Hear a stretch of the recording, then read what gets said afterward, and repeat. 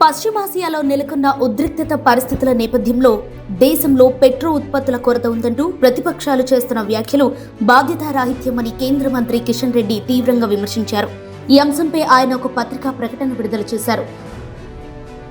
గతంలో యూపీఏ హయాంలో కాంగ్రెస్ నాయకుల అవినీతి, అధిక ధరలు, ఉగ్రవాదం వంటి కారణాలతో దేశ ఆర్థిక వ్యవస్థ తీవ్రంగా దెబ్బతిందని ఆయన గుర్తు చేశారు. ఆ సమయంలో భారత్ ఫ్రాజైల్ 5 దేశాల జాబితాలో చేరిందని తెలిపారు. విదేశీ మారక నిల్వలను కాపాడుకునేందుకు ఇంధన వినియోగాన్ని తగ్గించాలనే ఉద్దేశంతో ఆయిల్ కన్జర్వేషన్ క్యాంపెయిన్ కూడా ప్రారంభించారని చెప్పారు. అప్పట్లో రాత్రి 8 గంటల నుంచి ఉదయం 8 గంటల వరకు పెట్రోల్ బంకులు మూసివేయాలని కూడా సూచనలు వచ్చాయని ఆయన తెలిపారు. దీనిని అమలు చేయాలని అప్పటి పెట్రోలియం మంత్రి వీరప్ప మొయిలీ ప్రయత్నించారని, కానీ దేశవ్యాప్తంగా తీవ్ర విమర్శలు రావడంతో ఆ నిర్ణయాన్ని వెనక్కి తీసుకోవాల్సి వచ్చిందని చెప్పారు. ప్రపంచ పరిస్థితులు సాధారణంగా ఉన్నప్పటికీ ముందస్తు ప్రణాళికలు లేకుండా వ్యవహరించిన ఆ ప్రభుత్వ కాలంలో ఇలాంటి అంతర్జాతీయ ఉద్రిక్తతలు ఏర్పడితే పరిస్థితి ఎలా ఉండేదో ఊహించుకోవడం కూడా కష్టమని ఆయన అన్నారు. ఇప్పుడైతే పశ్చిమాసియాలో ఉద్రిక్తత పరిస్థితులు ఉన్నప్పటికీ భారత్ దృఢంగా వ్యూహాత్మకంగా వ్యవహరిస్తోందని తెలిపారు. ప్రధానమంత్రి నరేంద్ర మోదీ గారి నాయకత్వంలో విదేశాల్లో ఉన్న ప్రతి భారతీయుడి భద్రతకు ప్రభుత్వం పూర్తి ప్రాధాన్యం ఇస్తోందని చెప్పారు. ముఖ్యంగా గల్ఫ్ దేశాల్లో నివసిస్తున్న సుమారు 90 లక్షల భారతీయుల భద్రత కోసం మల్టీ వెక్టర్ డిప్లొమసీ విధానంతో చర్యలు తీసుకుంటామని పేర్కొన్నారు. అయితే ఈ పరిస్థితిని రాజకీయంగా ఉపయోగించుకునేందుకు ప్రతిపక్షాలు ప్రయత్నిస్తున్నాయని ఆయన ఆరోపించారు. దేశంలో పెట్రో ఉత్పత్తుల కొరత ఉందని ప్రచారం చేసి ప్రజల్లో భయాందోళనలు సృష్టించడం సిగ్గుచేటని అన్నారు. ఫేక్ న్యూస్ ద్వారా కృత్రిమ కొరత సృష్టించి బ్లాక్ మార్కెట్ కు అవకాశం కల్పించేలా వ్యవహరిస్తున్నారని విమర్శించారు.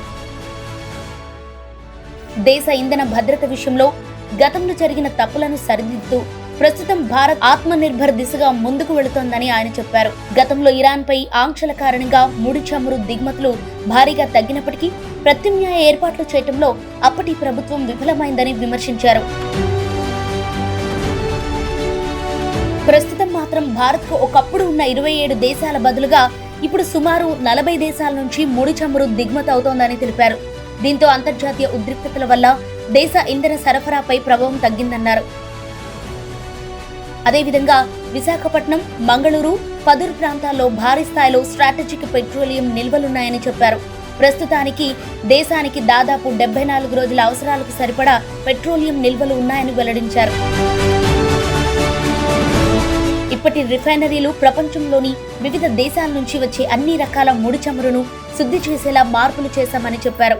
దీంతో భారత్ ప్రస్తుతం ప్రపంచంలో 4వ అతిపెద్ద రిఫైనింగ్ దేశంగా 5వ అతిపెద్ద పెట్రోలియం ఎగుమతిదారుగా నిలిచిందని తెలిపారు. సముద్ర మార్గాల్లో వాణిజ్య నౌకల భద్రతా విషయంలో కూడా ప్రభుత్వం జీరో టాలరెన్స్ విధానంతో వ్యవహరిస్తోందన్నారు. ముఖ్యంగా స్ట్రెయిట్ ఆఫ్ హార్ముజ్ ద్వారా వెళ్లే భారత నౌకలకు ఎలాంటి ఆటంకం ఉండదని ఇరాన్ హామీ ఇచ్చిందని చెప్పారు. ఇది అంతర్జాతీయంగా భారత్కు ఉన్న ప్రాధాన్యానికి నిదర్శనమని పేర్కొన్నారు. సామాన్య ప్రజలకు ఇబ్బందులు కలగకుండా ఎల్పీజీ, ఎల్ఎన్జీ సరఫరాను పెంచేందుకు చర్యలు తీసుకుంటున్నామని తెలిపారు. ప్రస్తుతం పరిస్థితులను దృష్టిలో ఉంచుకొని ఆయిల్ రిఫైనరీలు ఎల్పీజీ ఉత్పత్తిని అదనంగా 25% పెంచాయని వెల్లడించారు. ఎరువుల ఉత్పత్తిపై కూడా ఎలాంటి ప్రభావం ఉండదని స్పష్టం చేశారు. రైతులకు అవసరమైన ఎరువులు సరైన సమయంలో అందేలా కేంద్ర ప్రభుత్వం చర్యలు తీసుకుంటోందని చెప్పారు. గతంలో రష్యా, ఉక్రెయిన్ వార్ సమయంలో కూడా అంతర్జాతీయంగా ధరలు పెరిగినా రైతులపై భారాన్ని మోపకుండా కేంద్ర ప్రభుత్వం భరించిన విషయాన్ని ఆయన గుర్తు చేశారు. మొత్తంగా అంతర్జాతీయ పరిస్థితులు ఎంత క్లిష్టంగా ఉన్నప్పటికీ దేశ ప్రజలకు ఇబ్బందులు కలగకుండా కేంద్ర ప్రభుత్వం అన్ని చర్యలు తీసుకుంటోందని కేంద్ర మంత్రి కిషన్ రెడ్డి స్పష్టం చేశారు.